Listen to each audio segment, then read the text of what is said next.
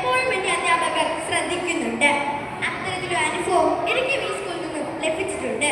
നമ്മുടെ സ്കൂളിൽ on the spot മത്സരങ്ങളിൽ നിരവധി മത്സരങ്ങൾ നടക്കുകയുണ്ടായി. അതിൽ ഫാബ്രിക് പെയിന്റിംഗ് കോമ്പറ്റീഷനിൽ എന്നെ സെലക്ട് ചെയ്യുകയും സബ് ഡിസ്ട്രിക്ട് ലെവൽ